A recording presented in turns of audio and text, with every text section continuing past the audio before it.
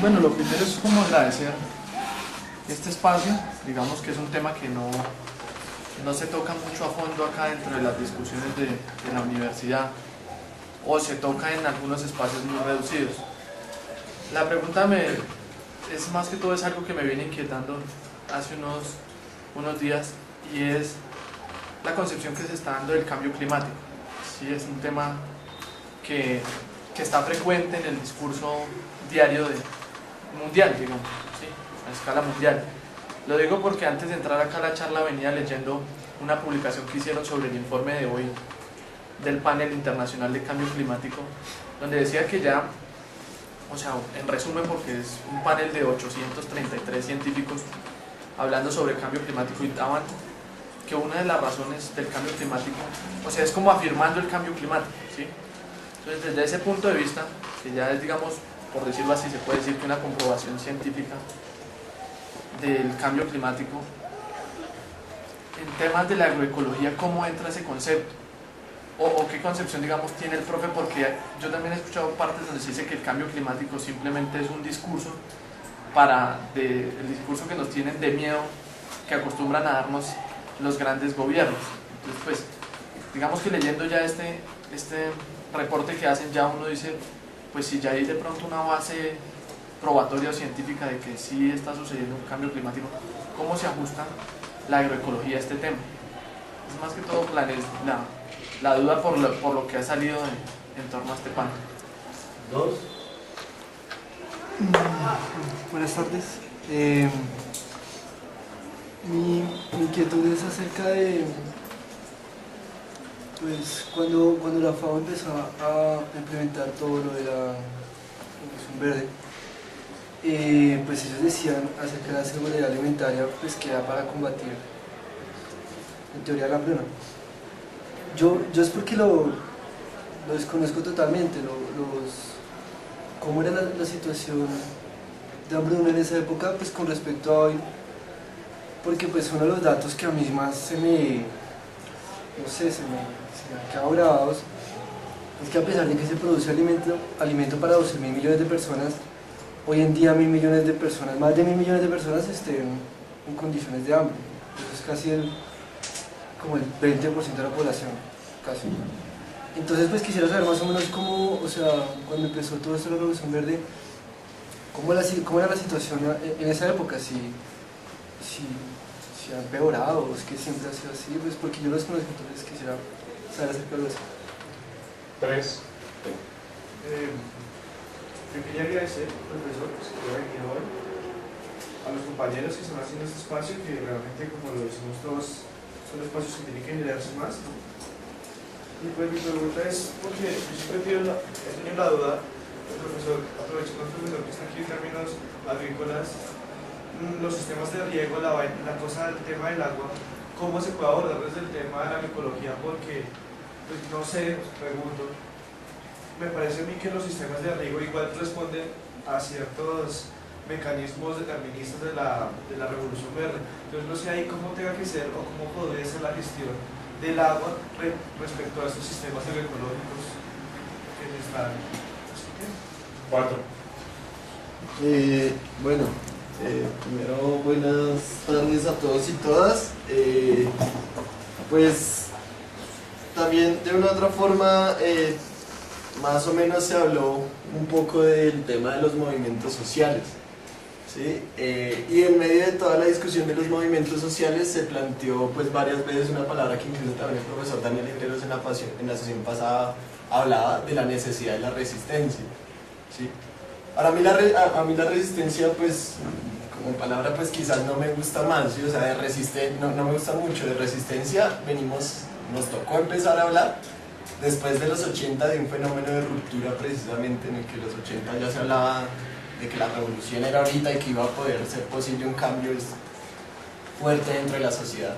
Y por XY problemas, el surgimiento de un proceso profundamente violento, ¿sí? De desaparición de procesos sociales, de movilizaciones sociales. se empezó a hablar entonces de la resistencia, ¿sí? Porque el movimiento social asumió una dinámica y una fase defensiva, por decirlo así, y al día de hoy nosotros aún nos encontramos precisamente en una lógica de resistencia que sigue siendo una lógica que se plantea precisamente desde la defensiva. Creo que es importante y que precisamente no hay que dejar de resistir, ¿sí? Pero a mí sí me gustaría, por ejemplo, traer a colación hoy quizás de pronto otros términos importantes, como es, por ejemplo, la necesidad de reconstruir hoy un lenguaje, un discurso, una sintonía con la rebelión y con la necesidad de la liberación, es decir, pasar de la condición de resistencia al proceso precisamente de confrontación y de iniciativa precisamente que le brinde a esta sociedad que tanto necesita un proyecto nacional realmente construido desde abajo. No es solamente la cuestión de resistir y sobrevivir precisamente, porque eso es lo que conlleva el proceso de resistencia, lograr sobrevivir a la iniciativa del capitalismo, ¿sí? Sino precisamente generar un proceso de liberación. Yo creo que la agroecología, ¿sí? Precisamente en términos de todos los elementos valiosos que contiene, intenta ser precisamente un espacio desde donde se puede precisamente cambiar esa dinámica de resistencia y de proponer precisamente. Pero creo también que en muchas ocasiones resulta que una dinámica precisamente alternativa, de algo distinto, ¿sí?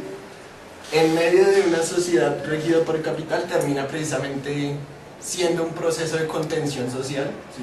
El neoliberalismo habla de los fenómenos de contención social, entonces economías solidarias, mercados campesinos, para aclimatar de pronto tantos sentimientos y tantas injusticias, y la agroecología a veces termina subsanando precisamente los espacios, las fallas estructurales que tiene el capitalismo para que las comunidades puedan sobrevivir y puedan encontrar una lógica de sobrevivencia dentro del entorno del país. Entonces, a la pregunta que hoy es, hoy día, ¿sí? la agroecología, ¿qué espacios precisamente de articulación, ¿sí?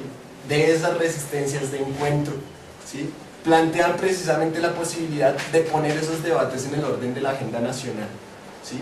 Y entonces sentarnos a hablar de agroecología, pero también empezar a hablar de la necesidad de ir construyendo un proyecto nacional de producción, de distribución y de consumo alterno y que precisamente confronte y sea insumiso e insurgente con respecto al capitalismo. Entonces, ¿cuáles son esos espacios que hoy podrían existir? 5. Muy buenas tardes. Pues bueno, primero agradecerle aquí a los compañeros, me parece que, como dicen ustedes, yo me había caído nuevamente mi compañera de estudio hasta ahora de Canción Salió Rezada de casi parcial. Ha sido un honor estar aquí en la conversación del curso, me quedan como muchas cosas claras, pero bueno, ya quiero verla un poco, claro, todo el contexto, pero la pregunta sería, es decir, ¿será que para Colombia, para nuestro contexto actual, la agroecología pasa de ser una bandera de resistencia en el norte de la tierra y de alguna manera por retomar, por mirar hacia otras ópticas de conocimiento agrícola que son un producto de miles y miles de años de experimentación? ¿O realmente la agroecología dentro de todo ese contexto sí es una verdadera alternativa a la última que nos queda para la estructura agrícola en Colombia? Sería como mi pregunta.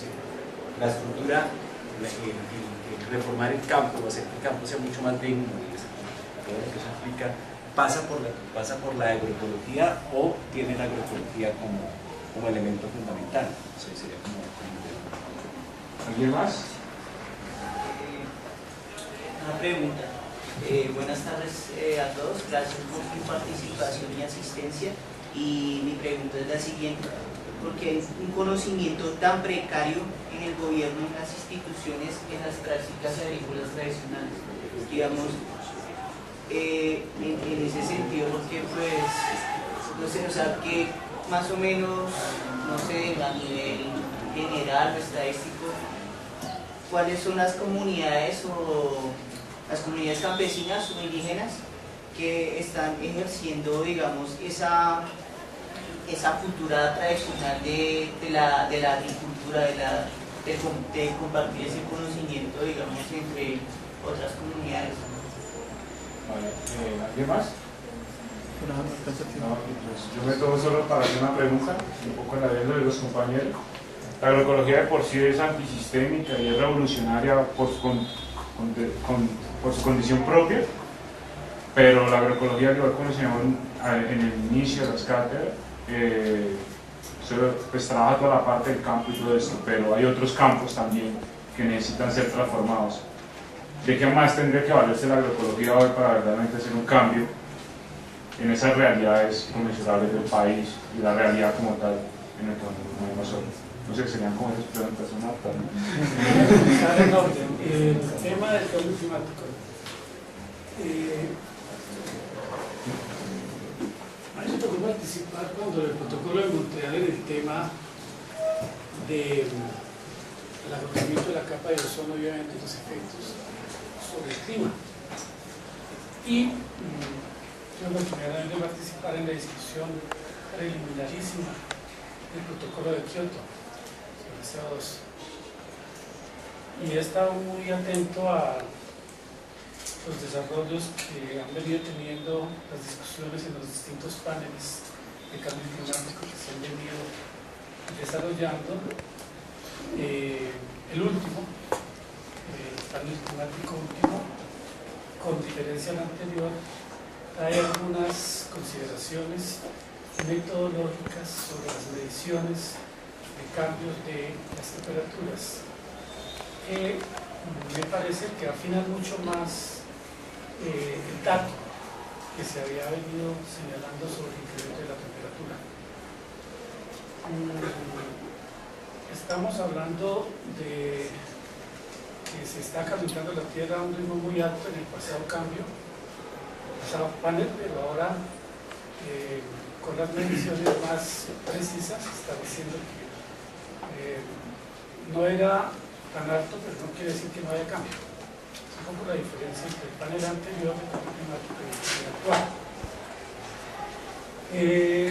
¿Cómo eso tiene implicaciones en temas de la agroecología, en temas de los ecosistemas vivos más de todo el planeta? El tema de la propia condición de los sistemas humanos, no solamente rurales sino urbanos, pues tiene implicaciones grandes, porque al incrementarse el clima, así hayamos disminuido las predicciones en términos de cantidad de grados centígrados que se está incrementando, partes de grados centígrados cada 10 años, que es lo que dice el último panel, de todas maneras hay cambio.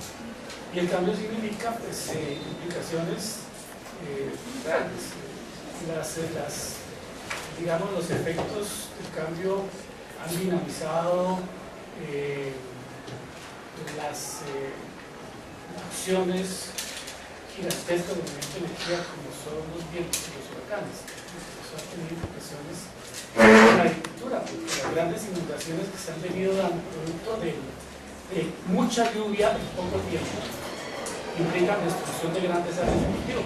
En todo el mundo está ocurriendo eso, y eso pues, tiene implicaciones grandes en la producción y la estabilidad económica de los países. Sin duda eso no se puede tapar. Lo que está pasando en China, lo que está pasando en la India, lo que pasa en Australia con los incendios, lo que ocurre en Estados Unidos con los incendios forestales en las zonas de California, cercanas a la línea más seca del desierto proyectado mexicano, pues tienen implicaciones obviamente sobre las comunidades humanas, está teniendo implicaciones. O sea, por más que modifiquemos la cifra del incremento de la temperatura, hay cambio climático.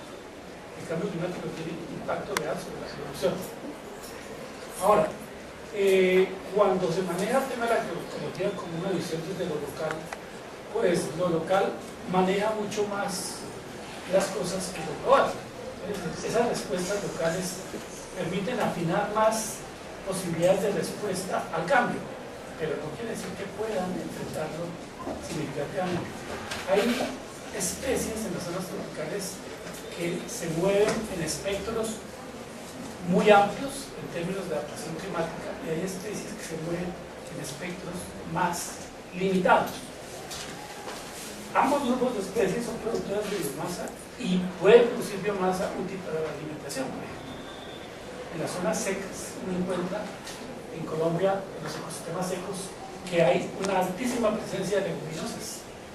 Las leguminosas son productoras de proteínas.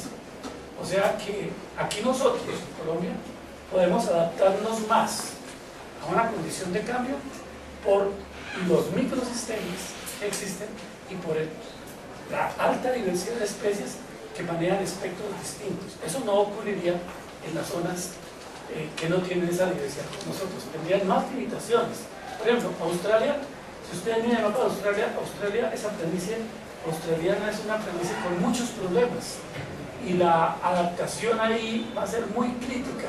Yo pienso que los continentes que más problemas va a tener, si ustedes miran los resultados de los incendios forestales en Australia, cada vez aumentan el porcentaje de áreas degradadas.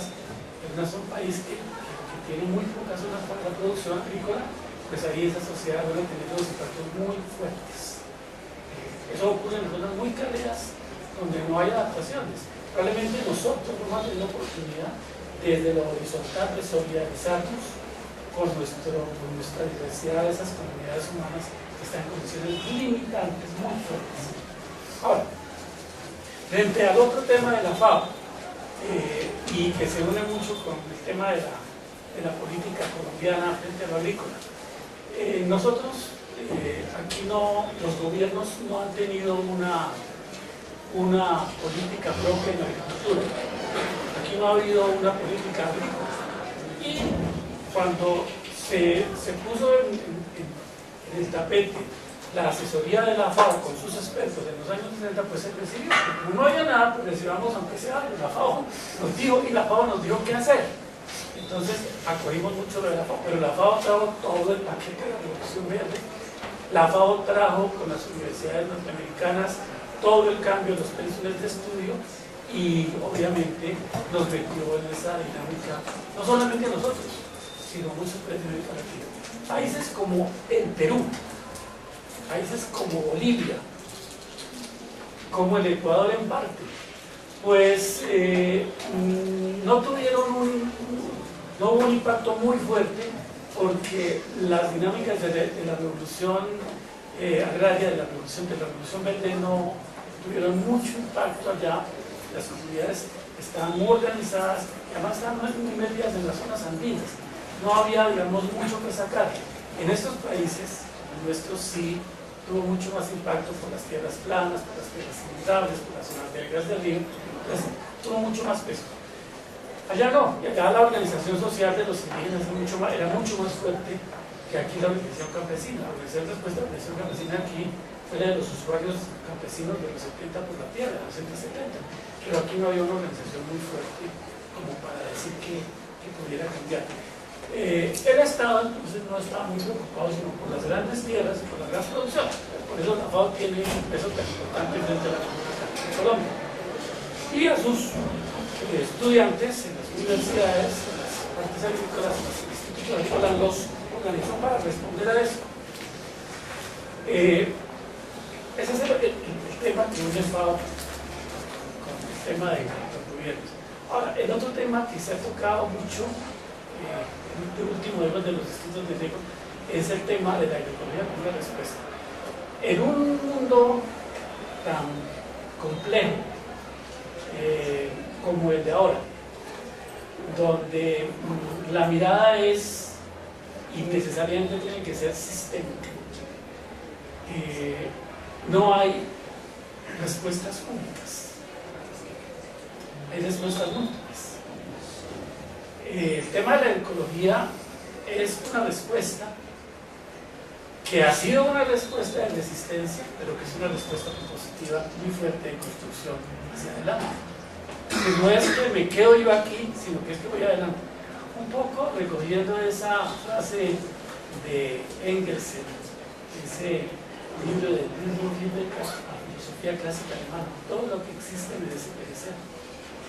En agroecología eso es un poco lo que uno maneja cuando plantea eso frente a los paradigmas de la revolución verde tradicional. Con una diferencia, es que la agroecología tiene una historia. La revolución verde, la historia es muy corta. La agroecología tiene una historia ligada a las sociedades desde hace muchos años. O sea, no es una cosa nueva. Lo que ahora se está recuperando es ese tipo de modelos para evitar el tema de las hambrunas. Pero les voy a contar una cosa. Hace unos 10 años, los investigadores de la Universidad Estatal de Washington, eso fue la noticia que la han dejado tapadita, que hay gente que está metiendo esa dinámica, lograron encontrar, mediante cruce por la flor, no contracénicos, entre el Oleum multiflorum y Trigo sativum, que es el trigo, un trigo perenne, que simplemente lo siembran, cortan la espiga, lo dejan y el vuelve y otra vez produce espiga, es perenne. Se considera que es una de las investigaciones más importantes de la agricultura de los últimos 10.000 años en esta humanidad.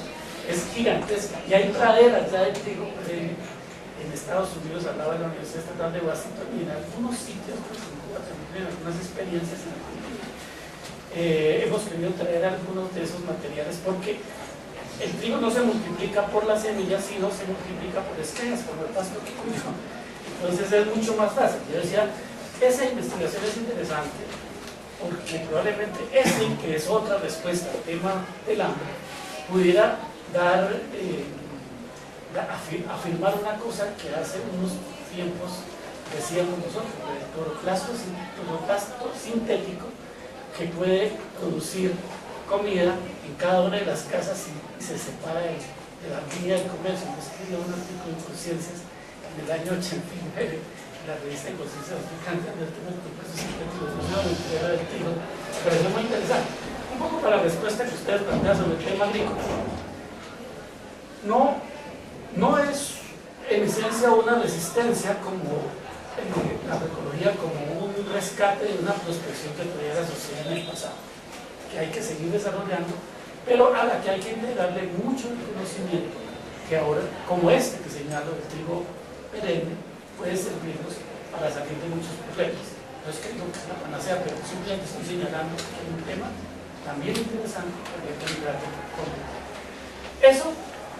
Porque yo estoy de acuerdo que hay que hablar de resistencia cuando hablo de resistencias sociales, pero la agroecología para la Revolución Verde fue una resistencia, y no fue una resistencia organizada, sino una resistencia casi instintiva de las comunidades campesinas. Hoy tiene que volverse una propuesta global que debe ser enriquecida para adecuar a la sociedad a unos condiciones mucho mejores. Y el tema del tipo de los distritos de riego, cómo manejar el agua en el tema de la agricultura, de la agroecología. El tema del cambio climático y el respeto al cambio climático tiene muchas propuestas. Los distritos de riego se propusieron para la agricultura en gran escala. Los indígenas arhuacos a 4.000 metros de altura manejan el agua con disipadores de energía en canales que ellos mismos inventaron y distribuyen el agua para regadío de sus pequeñísimas cargas. Lo manejan muy bien y sin generar ríos. Ese tipo de modelos tradicionales de manejo del agua de las zonas andinas, que no solamente son de los arhuacos, sino que también se dan en Perú y que se dieron en México, son interesantes para ser retomados para el tema del manejo del agua en esta época.